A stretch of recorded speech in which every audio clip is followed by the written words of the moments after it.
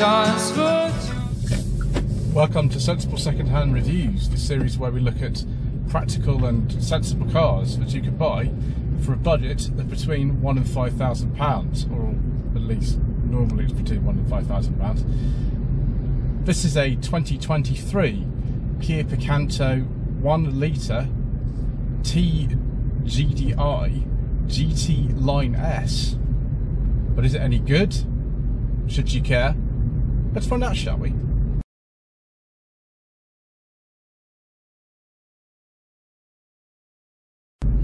So the current generation Kia Picanto has been on sale since 2017. It's actually just been facelifted, and the new facelift looks, well, interesting, shall we say. I much prefer this first facelift car, which is about a year old. Now, you can pick up an early Picanto of this generation for under £5,000. I found one just last night. I think it was in one specification, and it was, I think it's 2018, so it's possible. It's just that, well, I was going to drive a 2018 Picanto with a more normal specification at Summit Garage in Dudley here today, but that's sold. But they said, do you want to drive the GT Line S in yellow? And I said, oh yes please. In this car we have a 1 litre 3-cylinder engine which develops 99 horsepower, 0 to 60 is about 9.9 seconds. More normal variants have a 1 litre engine with either 67, or in the case of the newly facelift model, 62 horsepower, or a 1.25 4-cylinder engine with either 82 horsepower, or in the case of the newly facelift model, 77 horsepower. So yeah, it's not always the fastest car, but actually these little things are quite good fun.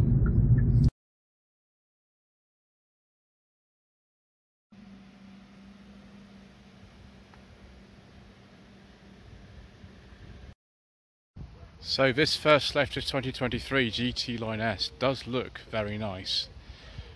It does need another clean actually. As I said, I was going to drive a different Picanto, but that's sold, and so they didn't have time to clean this before I needed it for filming, which is, you know, understandable, it's fine.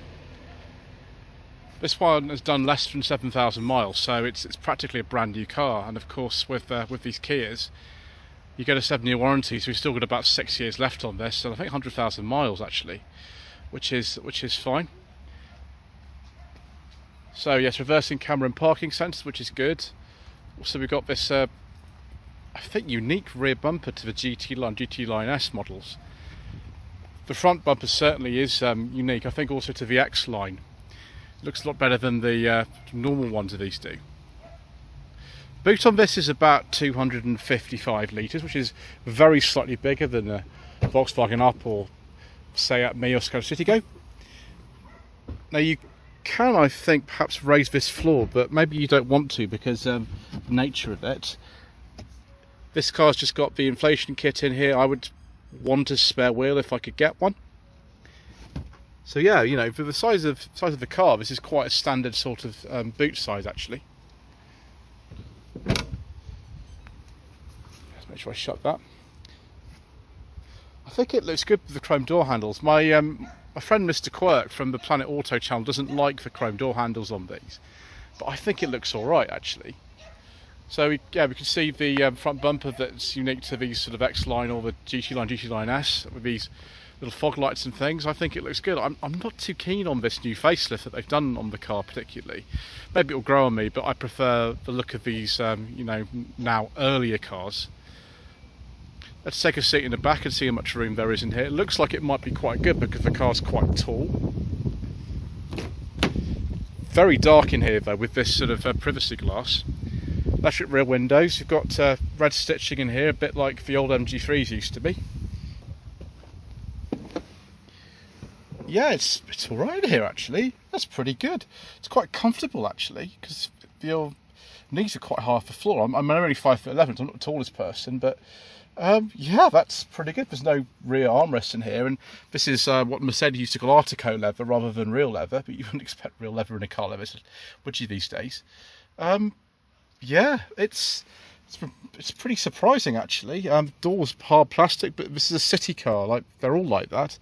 I would like some rear door pockets, though. We have actually got one mat pocket. It'd be nice to have two mat pockets, but you can't have everything, can you? No, it's not bad. I'd like to possibly a USB port down there as well, but I'm sure we can cope with that, can't we? It actually feels a lot more solid than I thought it would, given the price of this. Yeah, it's good. Let's get in the front. I wonder if you've got power fold mirrors in this car. Oh, yes, we do. Brilliant. We've got lots of other things as well. We've got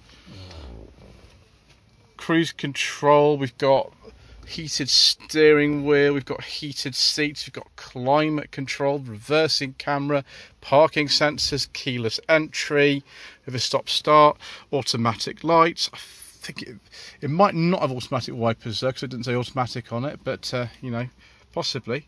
And this nice big infotainment display. The pre-facelift ones of these, before the 2020 facelift, they didn't get this at all. I remember seeing a review Mr. Quirk did on Planet Auto at the time of the 17 GT line, and you didn't get it. You just got sort of a monochrome thing.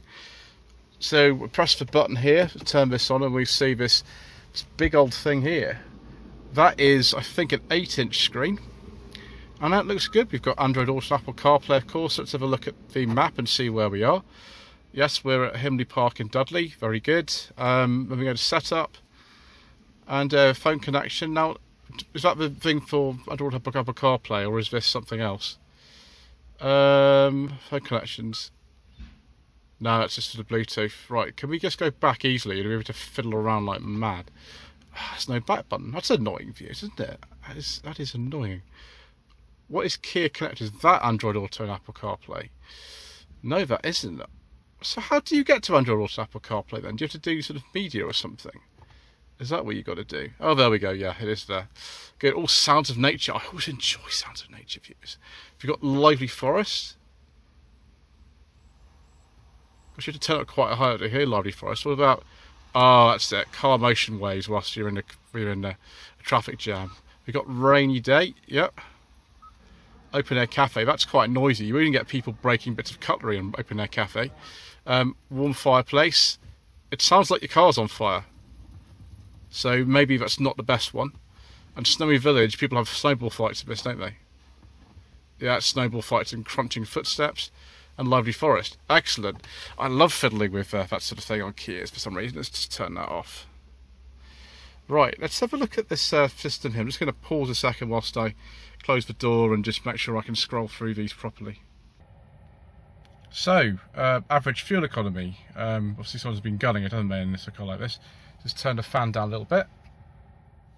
Okay, so curated information. Your average is 42. That's not as bad, is it? I've only driven 1.6 miles to get here. That's still, I've got 14 miles per gallon. That's not too bad. I think you can go for other options here. User settings, driver assistance. I think we do have quite a few driver assistance features fitted to this car, and that will be in something like forward safety, yeah, active assist. We've got AEB and all sorts of things in a car like this as well. I would turn all the warning timings off it with me. Automatic door locking. It's a bit fiddly doing this, but I'm managing. The convenience as well. I see road warning. I think I'd probably turn that off if it were me. It'd be annoying.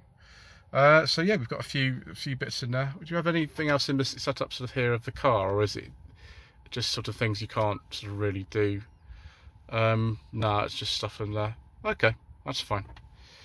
It does feel sort of quite well built for a car. So I like the vents actually. The vents look good, although this touchscreen does feel like a bit of an afterthought. And I imagine in 17, when these cars first came out, that they didn't imagine you'd need something that big.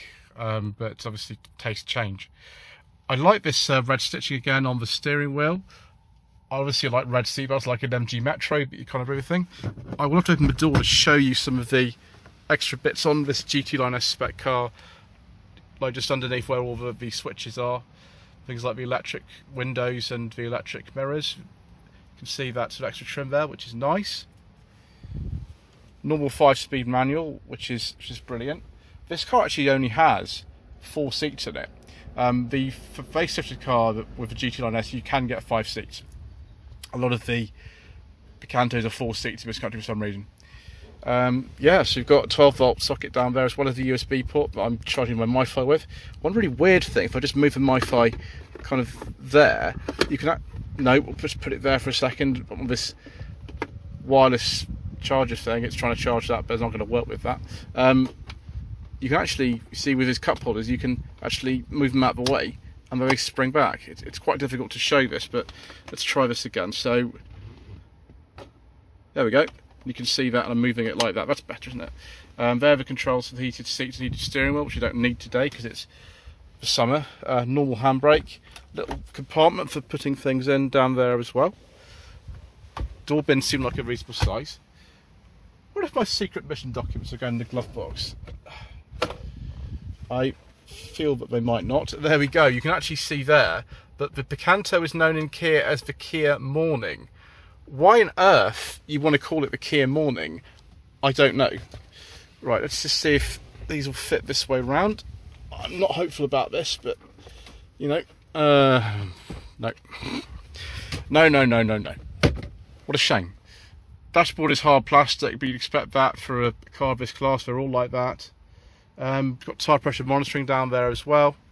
There's all the sort of bits for the cruise control and for moving that display around, and some settings for the stereo and the telephone controls. But yeah, nice and simple. There are these just dials for doing the air conditioning and heating and the heated rear window and things like that. Nothing too particularly surprising. Yeah, I like it. The seats are quite comfortable. You know, the sort of fabric isn't particularly convincing, but then you're looking at something like an MG3 or something like that, you'd also have hard plastic and you'd have sort of non-convincing leather as well, or leatherette or Artico leather. Right, let's just stop waffling and take a look at the engine, shall we? So here is the 1 litre turbocharged 3-cylinder engine. It was formerly known as the Kappa 2 engine until 2020 when it was renamed the Smart Stream. I don't know what the difference is actually between them are, but this is a Smart Stream because it's a 2023 car, generating about 99 horsepower.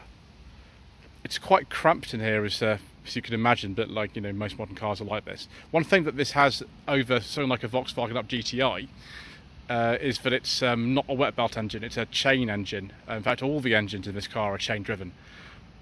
It isn't completely unknown for the 1.25 engine to have problems with timing chains, but it's quite rare.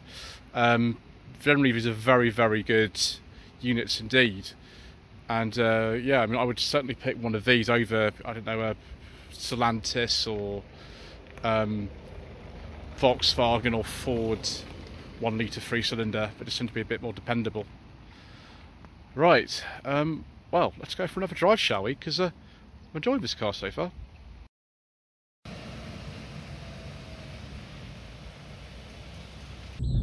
So steering of this is nice and light at parking speeds. You can feel this would be a really excellent little car to drive around town, even in this GT Line S spec with the presumably firmer suspension than the other models. I think it... Oh, my Lively Forest is still on. I better turn my Lively Forest down a bit. Hold on a second, viewers. There we go. Most have physical controls of the stereo like that. So yeah, it seems okay over the bumps and things like that.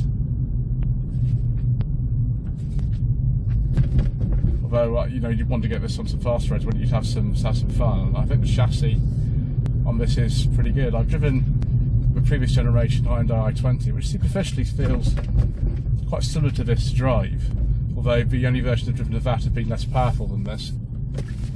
And the new version has got a different engine. I think it's similar to this actually. Right, let's go. Oh gosh. Yeah, it's quite rapid, this little thing actually. It doesn't weigh an awful lot. And this slick 5-speed manual is pretty good. I mean, there's only 7,000 miles on this car, so you'd expect that, but nevertheless it does feel good. with the pre-2020 cars, you get a 4-speed automatic, and with the current ones, you can get a 5-speed automatic, but it's actually an automated manual. I don't really like automated manuals, really. I'd say if you want an automatic, I would go for the pre-2020 model car, because automated manuals are just not good, are they, really? But yeah, you stick to the 5-speed manual, then that's obviously going to be fine too.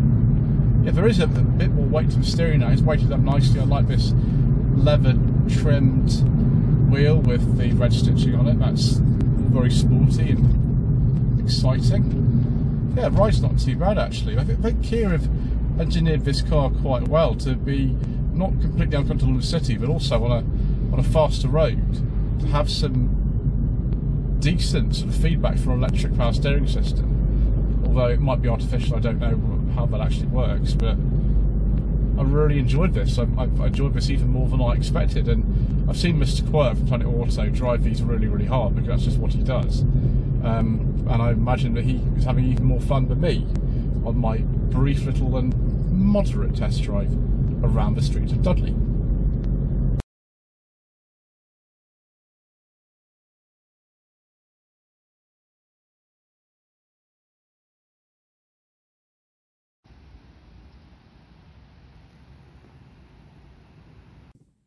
Let's now look at some current generation, or JA Picanto trim levels. Got the standard ones, 1, 2 and 3. In the 1 model you only get 2 speakers for the stereo. In the 2 you get 4, and in the 3 and other trims you get 6. Isn't that great? Also got the GT line and GT line S like this, which just has, well, everything on it really. There are also some limited editions like the Shadow, the Wave and the Titanium edition. And then there was a Zest and the X line, which was sort of like a more SUV looking model, which has been discontinued for the 2024 facelift. So viewers, should you consider a current generation Picanto for your hard-earned budget of up to £5,000? Well, you can get them, as I said. You'll be looking at an early 1 or maybe a 2 model if you only have £5,000. I would, if you want one of these, stretch to a 2020 facelift one if you can. They're just a little bit nicer. The 1 is not really my kind of thing. You need to talk to someone like Ian Seabrook from the Humnut channel if you want to talk about really base models like that. I like this GT line model very much. I know that Mr. Quirt from Planet Auto has driven 2 of these. My friend James Martin from the JM on Cars channel has driven one of these. And we all really like this. So I'd probably have this over an Up GTI, to be honest. I mean, maybe I'd have this over like a Mini Cooper, which, you know, I know is ridiculous, and Mini Coopers cost a lot more than this, but they kind of do superficially the same thing. Anyway, thank you ever so much indeed once again for watching. Please don't forget to subscribe to the channel, like this and leave a comment below, and we shall see you again soon for some more, well, hopefully, reasonably priced motoring. 1, 2, 3, 4.